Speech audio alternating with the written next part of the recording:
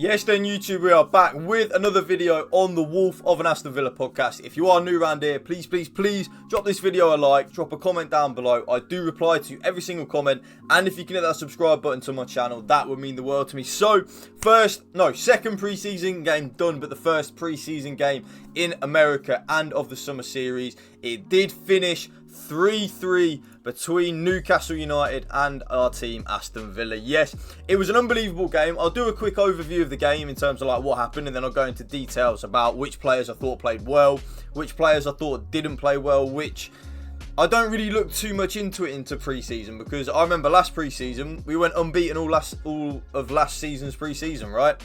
Look how that turned up on the first game of the season against Bournemouth. So pre-season is a bit of like a just whichever way you want to look at it. But I actually do really think we played really well yesterday. I think we did. We did draw 3-3. Ollie Watkins scored in the 7th minute. Emi Buendia did bag a brace, and he did also set up Ollie Watkins' goal. Buendia, by the way, was on fire. He was like, wow.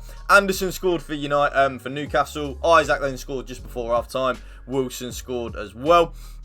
I think the teams, if it will come up, yeah, it will tell you. So we did start off with basically the same team that we'd been playing with all of last season, just with Jaden Philogene in the team instead. So Martinez in goal, Cash right back, Concert and Mings as the two centre-backs, Luca Dean as the left-back, Boubacar Kamara and Douglas Luiz again holding that double midfield pivot in there.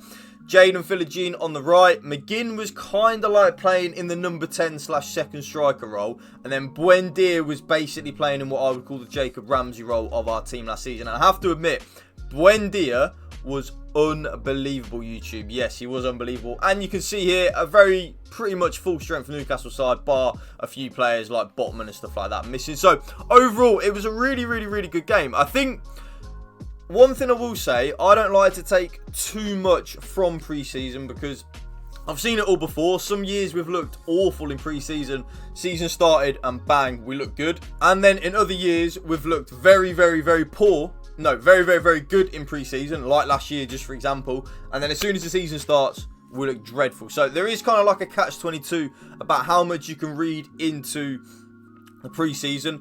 I always like, rather than the results, I always look at the style of football, because last season, even though we did go unbeaten, I didn't really see a style of play that was being brought in by Gerrard or anything. I just saw the same as what I'd been seeing all towards the end of last season, and I think that's what got a lot of people thinking that I don't know if Gerrard knows what he's doing here. But I think yesterday you did see a clear progression in terms of how we wanted to play. It was still very similar to last season, but we were a lot more aggressive on the ball. We wanted to do things very quickly. We weren't afraid to go, not long, but we weren't afraid to always pass it out from the back. So I think for the first goal, yeah, it was the first goal, Martinez played a lovely ball into Buendia, who then turned Tonali and put him on his arse, by the way. That's just funny. New signing, 75 million quid, Tonali on your arse, mate. See you later. And then I think for our second goal, McGinn put Tonali on his arse as well. It's just funny, isn't it? But yeah, I think that is a clear style of something that I've seen added to our game. I think last season we were very much playing out from the back no matter what. But yesterday, well, last night, this morning, whatever you want to call it, we definitely did try and almost, not play long, but there were a couple of times we did play the ball into the midfield. We did like bypass the Newcastle press. We were like wanting Newcastle to press onto us, which they did. And then when they did, we'd hit a nice little clipped ball over that press. It was very effective. Now, one player in particular that did play amazingly well, and that is Emi Buendia. He did pick up 2 goals and an assist, and you know what? I think Buendia needed that. I know I'm talking about that I'm not really bothered about pre-season, and I'm not, but that is probably just my opinion. I think some of the players will be bothered about pre-season, and also it is just momentum. Buendia, who I think his place was possibly under threat this season. I don't know. I just think with the signings and the linked players that we were linked to, I thought Buendia might have struggled to play a lot in the league this season, but you know what? Fair play to him last night. He was genuinely unplayable. I just hope he can save that for the first game of the season against Newcastle, like in the league where it matters. You know, that's what I'm hoping. That's just not. I hope that's not his good performance. You know, bottle that, mate. Bottle it. Take it into the Premier League for us. I think another player as well that really caught my eye, and I never really heard of him. The first time I'd seen of him or heard of him was against Walsall, because he was actually quite good in the friendly against Walsall, and that was 17-year-old Kellyman. Kellyman, what a player, by the way. He is going to have an unbelievable future. He came on at half-time, and he really should have scored, you know. Fair play to him. He did go clean through.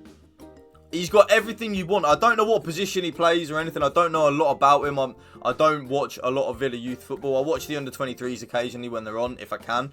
But, man, he looks good, you know. He looks like you get him out on loan to like a League 2, League 1 Championship side. Get him another season like what Jadon Philogene, who I will come on to in a minute. Get him a season like that so he can play men's football, you know, where it matters, where people's, especially in like League 2, where people's mortgages are on the line if you have a bad performance. That's what I want. Get him in there and see what happens, you know, because that really will toughen him up and make him a better player. And then I think the last player who really caught my eye on YouTube was Jadon Philogene. By the way, his Bidace, he doesn't use the word Bidace anymore, so it's just Jadon Philogene. He looked good. Like, he looked like everything that I've always expected him, not expected him to be, but everything that I've wanted him to be. You know, he had the trickery. He had a very good pot shot from the edge of the box with his left foot, which had some power behind it. Like, he walloped it, YouTube. Like, he gave it a whack. And he, like, no deadlift as well. And he just, I know the keeper saved it, the Newcastle keeper, but yeah, little things like that I pick up on, that he's got all the tricks and that, and he's actually quite quick, quite deceivingly quick. He's one of them players that I think is just as quick with the ball as he is without the ball. So Leon Bailey is rapid without the ball, but then when he gets the ball, he's not as quick. Whereas I think Jadon Philogene, he is just as quick with the ball as he is without the ball, and that is a very key trait to have. Jack Grealish had it in abundance. Jack Grealish didn't really look that quick off the ball, and then as soon as he got the ball, he was able to drive with the ball at full speed, and that's kind of like a really good attribute to have. One thing I will then say in terms of players that I didn't think played well, do I say, even though I'm not that bothered because it's only pre-season, but I'm going to put it out there. I think our fullbacks and our reserve goalkeeper Olsen, so Matty Cash and Luca Dean, I don't think they had the best game. I think Matty Cash's problem at the minute is he spent quite a bit of last season injured, and then obviously he did do really well at the World Cup, so he hasn't really had that time to understand what Emery really, really wants, if you kind of know what I'm saying. And I think Cash probably can do it. I just don't know if he's at that level yet. There was a lot of times where he'd get the ball and he'd play like a lazy pass into Kamara, and Kamara quite clearly had a man on him. And it was kind of like one of them where I saw some people blaming Kamara, but if you know the context of it, you blame Cash, because that's not a ball you should be giving Kamara there. You're just passing off the buck, right? And I think that little things like that, Cash does need to learn and pick up on going forward. I think he's got all the attributes, like he's quick. I've got a feeling we will buy a centre-back / right-back hybrid, and I think that player might start. I really do. I think Cash could find himself on the subs bench by the end of the window, but if he doesn't, I back him. I really do. I think Cash has got all the attributes.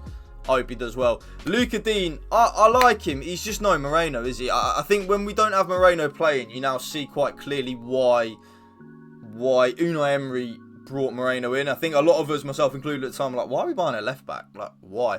And then you watch Moreno play, and then you watch Luca Dean play, and I'm not knocking Luca Dean, because I think Luca Dean has a spot, and he is good. Just Moreno has the attributes that we need from a left back. He's got the progressive carries, he's quick, he can carry the ball to the byline. Luca Dean is kind of like an old school fullback where he just get the ball and cross it. It's stand and cross. He's not going to beat a man, because that's not his game, and it's not his fault. He's just not quick enough, right? So I think when Moreno doesn't play, you can kind of see why we did bring him in. And I'm not going to say anything about Robin Olsen. I'm just going to say Robin Olsen.